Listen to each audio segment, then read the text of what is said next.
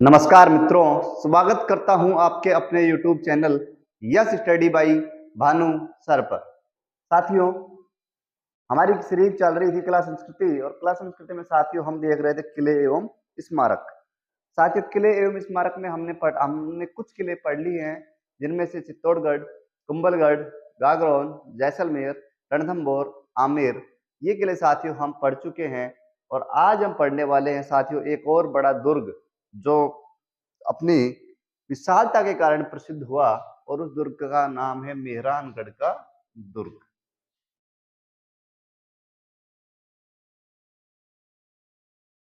मेहरानगढ़ का दुर्ग।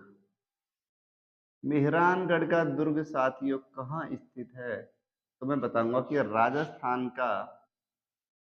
राजस्थान के जोधपुर जिले के अंदर स्थित है। साथियों, एक एक बात की चर्चा करते चलेंगे दुर्ग के बारे में। तो आपको सबसे पहले मैं बताऊं कि गुरुजी, दुर्ग का निर्माण किसने करवाया था? तो मैं बताऊंगा साथियों कि दुर्ग का निर्माण का जो कार्य है वो करवाते हैं राव जोधा। अब पूछोगे तुम मुझे राव जोधा के बारे में थोड़ा सा बताओ, तो मैं बता चुका हूँ साथियों मारवाड़ के इतिहास में कि राव जोधा रणमल का पुत्र था, और रणमल मेवाड़ में शासन करने की सोचने लगा था, क्योंकि रणमल, उसका जो भांजा था मोकल, उसकी रक्षा के लिए वहां गया था। लेकिन वो धीरे धीरे वहीं पर अधिकार करना चाहता था। तो जब मोकल को तो मार दिया गया था, मोकल के बेटे कुंभा को भी मारने की उसने साजिश करी। उस टाइम उसको वहां से भगा देते हैं, रणमल को वहीं मार देते हैं मेवाड़ में। और राव जोधा भी वहीं से भग जाता है, और एक गांव पड़ती है काहुनी नाम की जगह, बीकानेर में, वहां पहुंच जाता है। तो ध्यान रखें कि 1438 में रणमल मरता है। तो राव जोधा का जो शासनकाल होगा वो पिता के मृत्यु के बाद शुरू होगा। लेकिन साथ ही मैं बता दूं कि 1438 से 15 साल के टाइम सम पीरियड के 15 साल तक, 1453 तक राव जोधा अपना शासन स्थापित नहीं कर पाया था, या अपनी राजधानी को अपने काबू में नहीं कर पाया था।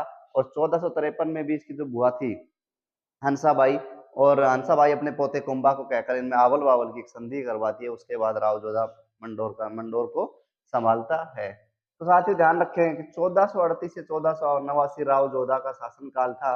निर्माण राव जोधा इसका करवाते हैं साथियों कब? तो ध्यान रखें 1453 में थे राजा थे ही वहां के, मतलब अपना अधिकार स्थापित किया था। और ये काम शुरू कर देते हैं 13 मई 1459 को, किसका? मेहरानगढ़ के दुर्ग का साथियों। और मेहरानगढ़ दुर्ग गुरुजी कहाँ स्थित है? तो साथियों ध्यान रखें, जोधपुर के अंदर एक पहाड़ी है, जिस पहाड़ी का नाम है चिड़िया टूक की पहाड़ी। चिड़िया टूक की पहाड़ी।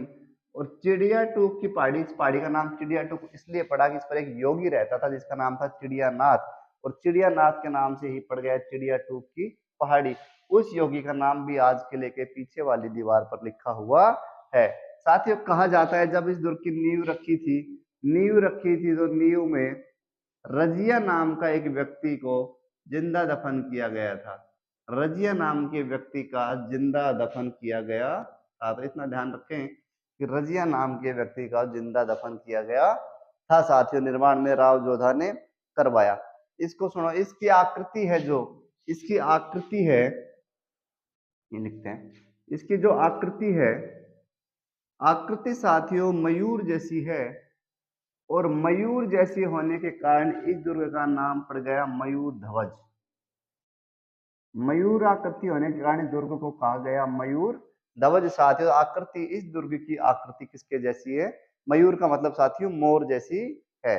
उसके बाद ध्यान रखें, जोधा ने क्या किया, पहले मारवाड़ के जो शासक थे उनकी राजधानी होती थी मंडोर।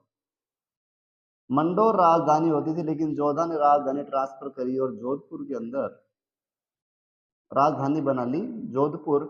और मैं बताऊं कि जब जहाँ दुर्ग था उसके आसपास एक नगर बसाया, वो नगर भी कौन सा था?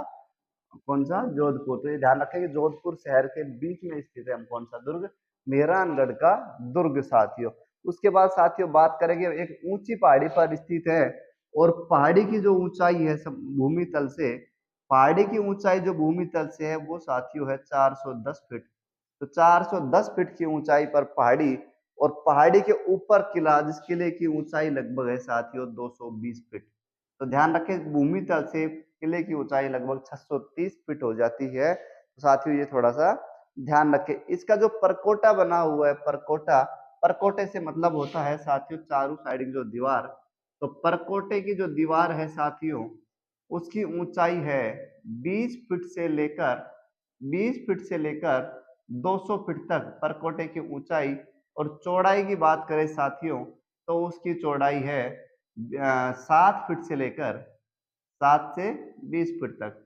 परकोटे की चौड़ाई की बात करेंगे 7 से 20 फीट, और ऊंचाई की बात करेंगे तो 20 से 200 फीट साथियों इसकी ऊंचाई है। उसके बाद साथियों बात करेंगे हम और इसके बारे में थोड़ी सी कि गुरुजी किले की लंबाई चौड़ाई कितनी है।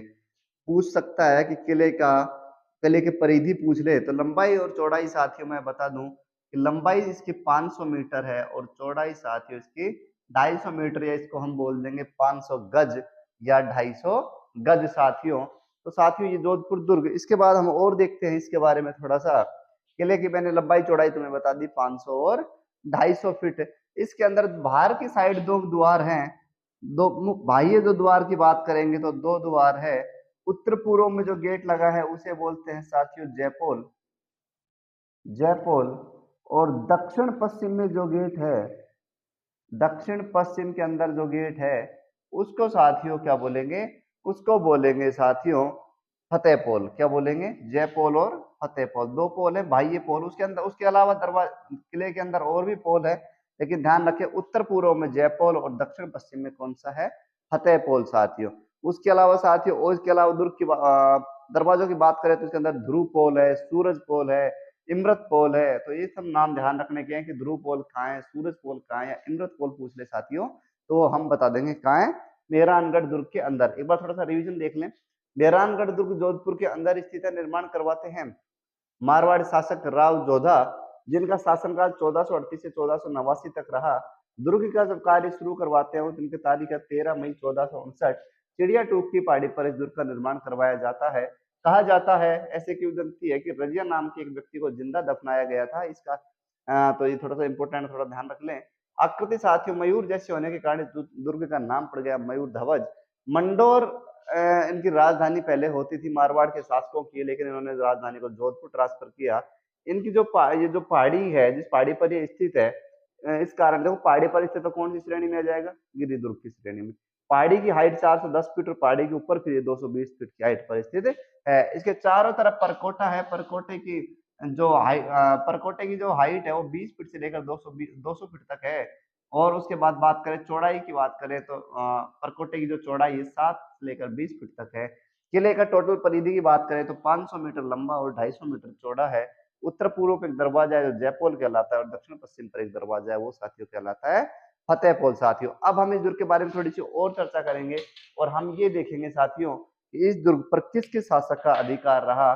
मारवाड़ के अलावा किसी और शासकों का भी अधिकार रहा क्या, वो भी अब हम इस वीडियो में देखेंगे साथियों।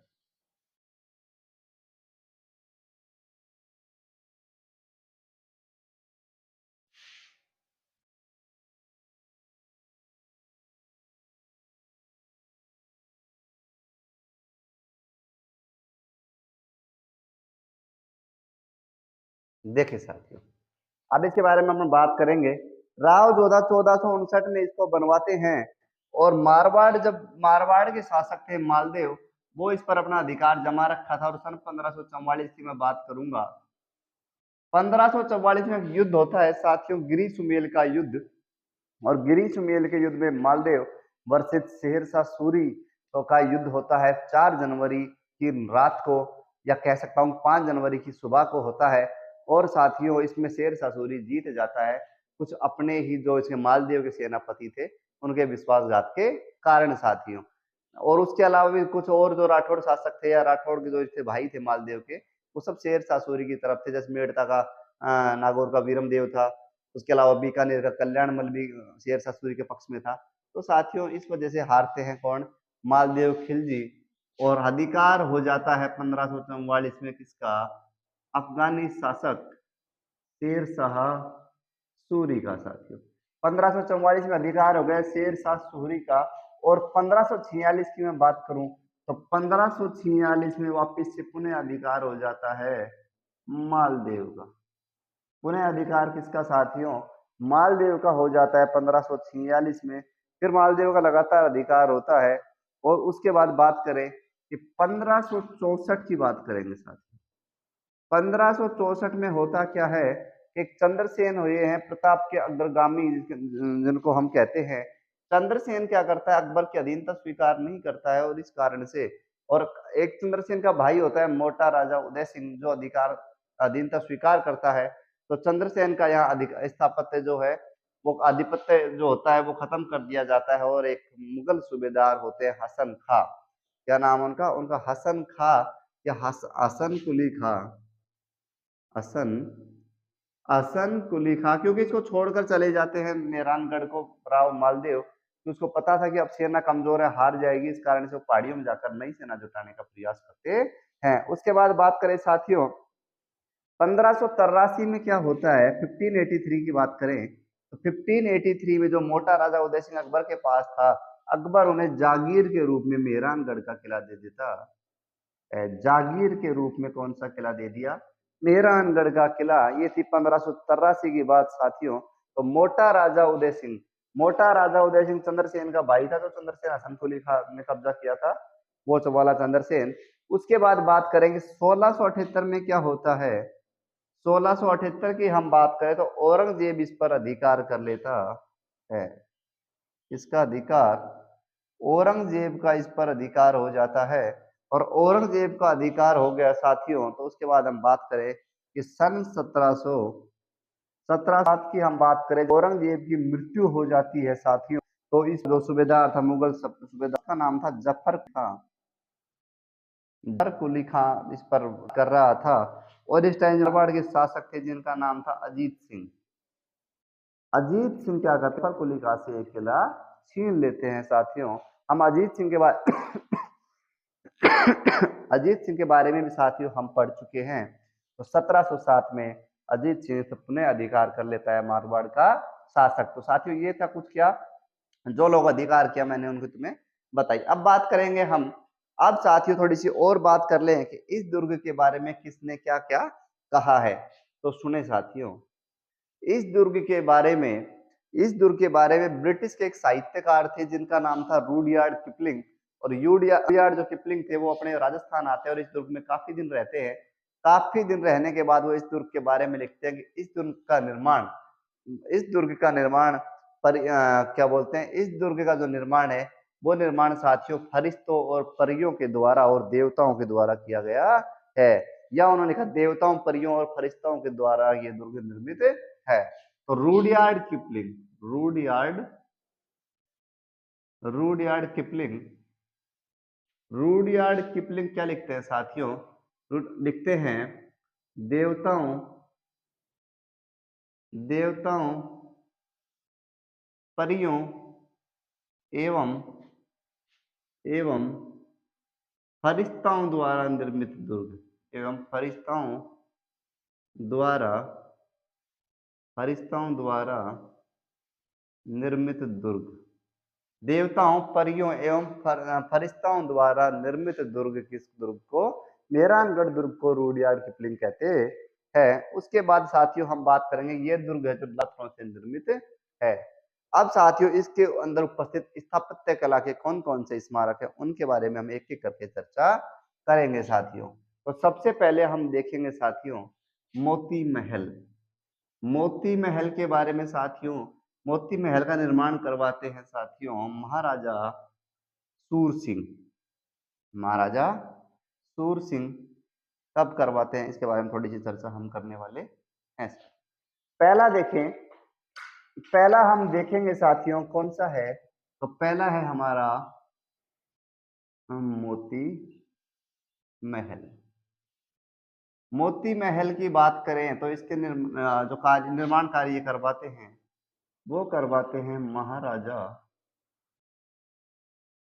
महाराजा सूर सिंह। ध्यान रखें, निर्माण किसने करवाया?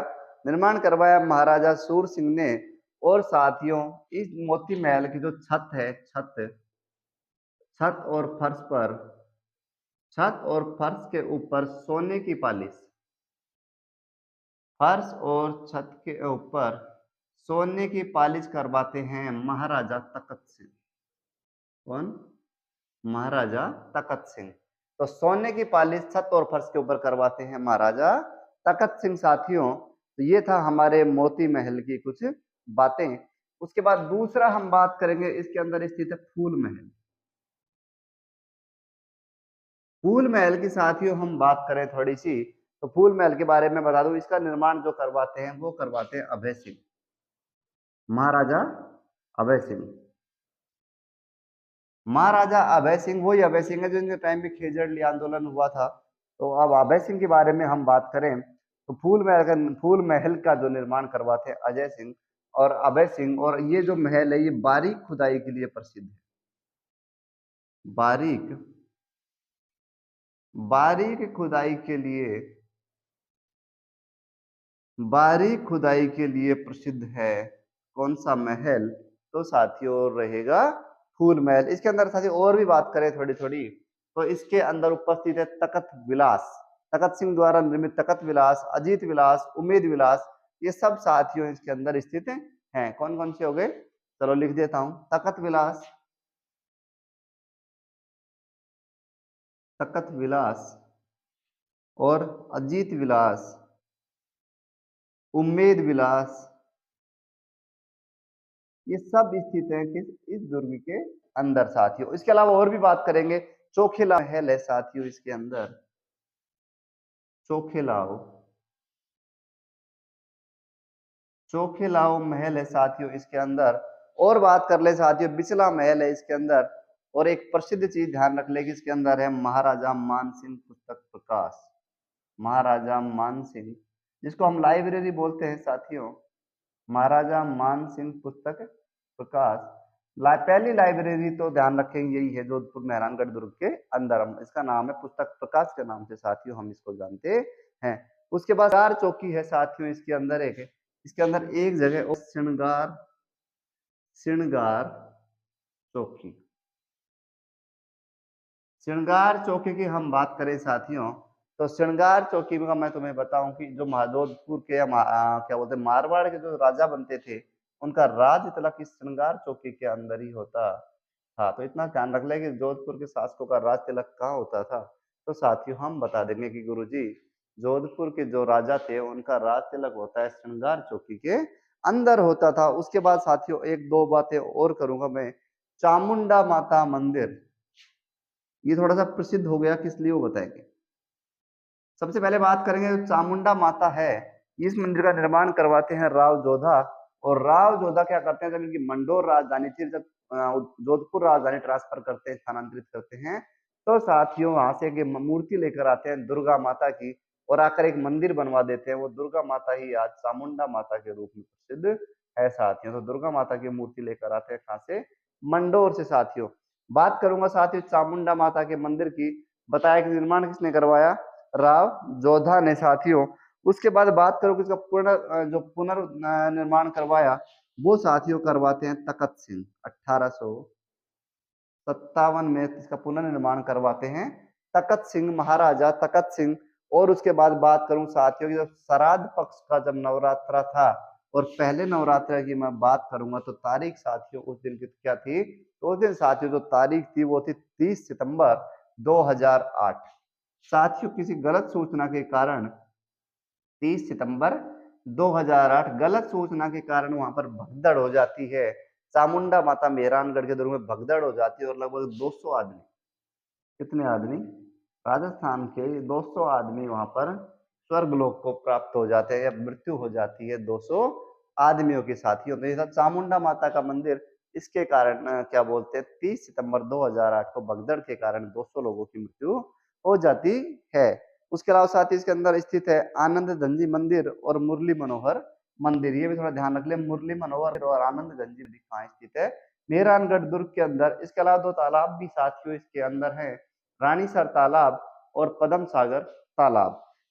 रानीसर तालाब और पदम सागर तालाब भी इसके अंदर स्थित है। तो ये था साथियों मेहरानगढ़ का दुर्ग।